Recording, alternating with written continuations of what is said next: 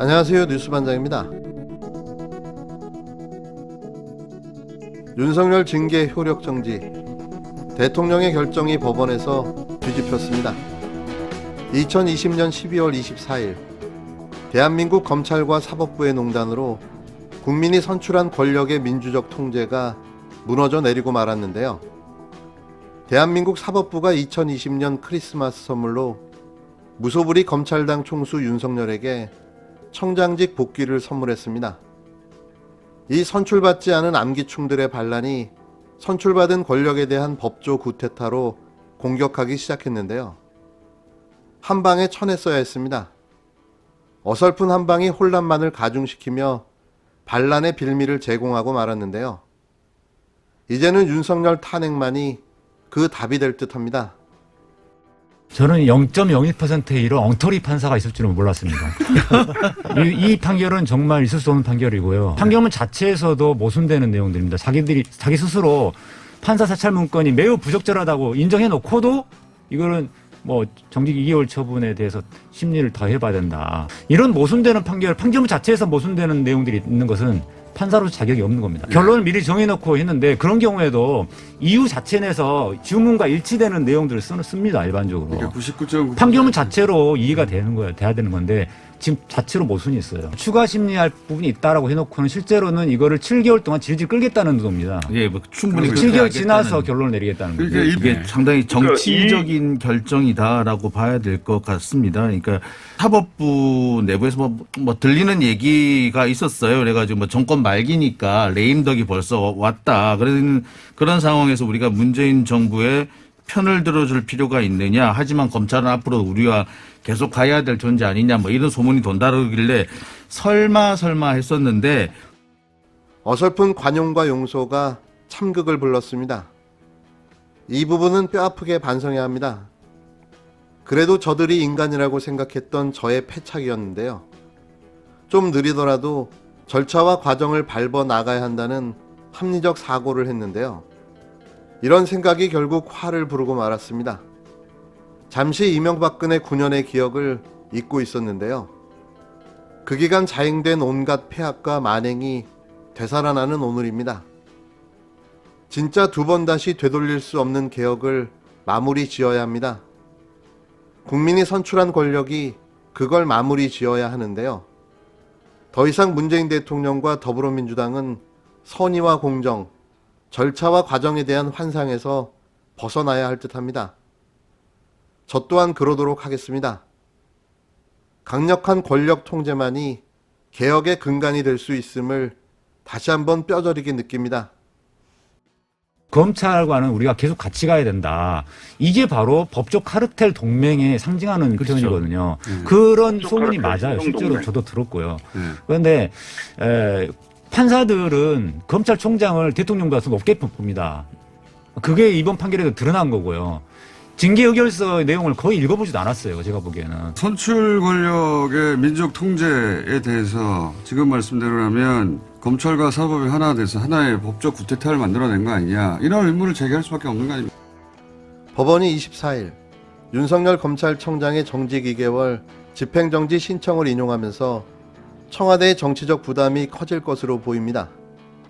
윤 청장은 법원의 이날 결정으로 즉시 업무에 복귀하게 됐는데요. 청와대는 이와 관련해 특별한 입장을 내지 않고 말을 아끼고 있습니다. 하지만 이런 말도 안 되는 상황을 두고만 볼 수는 없는 거죠. 윤 청장 복귀는 청와대로선 최악의 시나리오였는데요. 윤 청장이 남은 임기 동안 살아있는 권력 수사에 속도를 내는 등 문재인 대통령의 국정 운영에 큰 부담을 줄 수 있기 때문인 거죠. 그는 직무배제 조치, 집행정지 신청이 인용된 지난 1일 직무에 바로 복귀해 월성원전 1호기 경제조작 의혹 사건에 관해 보고받았습니다. 이튿날 검찰은 산업통상자원부 공무원 3명에 대한 구속영장을 청구했는데요. 정권을 향한 무리한 표적 수사를 강행한 거죠. 일각에선 앞으로 울산시장 선거 개입 의혹, 라임 옵티머스 사건 등 이른바 살아있는 권력 수사가 다시 동력을 얻을 것이란 전망이 나오는데요.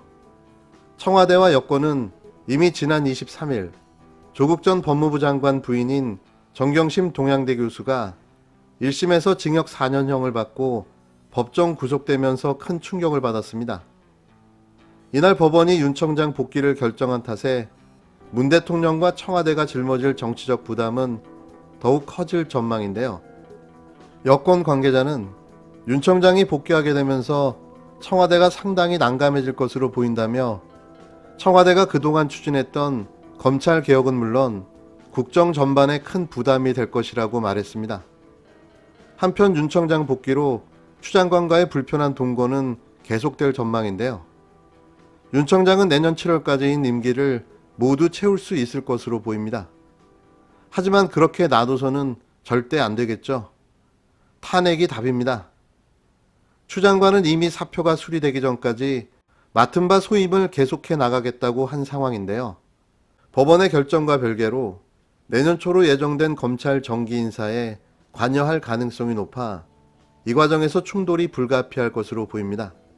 추 장관은 지난해 1월 부임한 뒤 윤 청장 측근들에게 좌천성 인사를 단행하면서 윤 청장의 손과 발을 모두 잘랐는데요.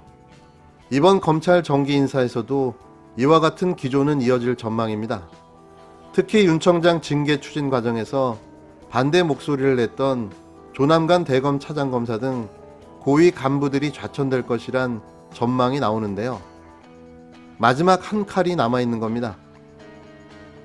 법원의 집행정지 신청 인용으로 직무에 복귀하게 된 윤석열 검찰청장이 헌법 정신과 법치주의 그리고 상식을 지키기 위해 최선을 다하겠다고 밝혔는데요. 윤 청장은 24일 법원의 인용 결정이 나온 직후 법률 대리인을 통해 사법부의 판단에 감사드린다며 이같이 밝혔습니다. 대검에 따르면 윤 청장은 성탄절에 바로 대검에 출근해 업무 보고를 받을 예정이라고 밝혔는데요. 자신을 징계 처분한 정권을 향한 속전속결의 표적 수사가 진행될 듯 보입니다. 헌법 제76조 대통령 긴급명령권 제1항 대통령은 내후 외환, 천재지변 또는 중대한 재정, 경제상의 위기에 있어서 국가의 안전보장 또는 공공의 안정질서를 유지하기 위하여 긴급한 조치가 필요하고 국회의 집회를 기다릴 여유가 없을 때에 한하여 최소한의 필요한 재정, 경제상의 처분을 하거나 이에 관하여 법률의 효력을 가지는 명령을 발의할 수 있다. 2항 대통령은 국가의 안위에 관계되는 중대한 교전 상황에 있어서 국가를 보위하기 위하여 긴급한 조치가 필요하고 국회의 집회가 불가능할 때에 한하여 법률의 효력을 가지는 명령을 발할 수 있다. 3항 대통령은 제1항과 제2항의 처분 또는 명령을 한 때에는 지체 없이 국회에 보고하고 그 승인을 얻어야 한다. 4항 제3항의 승인을 얻지 못할 때는 그 처분 또는 명령은 그때부터 효력을 상실한다. 이 경우 그 명령에 의하여 개정 또는 폐지되었던 법률은 그 명령이 승인을 얻지 못한 때부터 당연히 효력을 회복한다. 5항 대통령은 제3항과 제4항의 사유를 지체 없이 공표해야 한다. 지금 들으신 내용은 헌법 제76조 대통령 긴급명령권에 관한 조항인데요. 이 긴급명령권은 대한민국 헌정사상 딱 한 번 사용됐는데요. 그건 김영삼 정부 당시 긴급재정경제명령권 발동으로 금융실명제를 전격 개시시켰던 사례입니다. 당시에도 금융실명제를 하겠다고 절차대로 진행을 했더라면 지금까지도 이 법은 입법화되지 않았을 텐데요. 지금 상황이라면 대통령의 인사재가를 무시한 공무원이 발생한 내우에 해당하며 이에 대해 대통령 긴급명령권 발동도 명분이 생기지 않을까 생각해 봅니다. 다소 무리한 대안 제시였는데요. 하지만 더 두고 볼 수가 없습니다. 이러다 또 같은 일을 당할 수도 있지 않을까 우려와 걱정이 너무 크기 때문이죠. 이제부터 전투 모드로 들어가야 합니다. 검찰과 사법부의 법조 구태타에 맞서 사활을 건 한판 승부를 시작해야 하는데요. 더 이상 밀릴 데가 없습니다.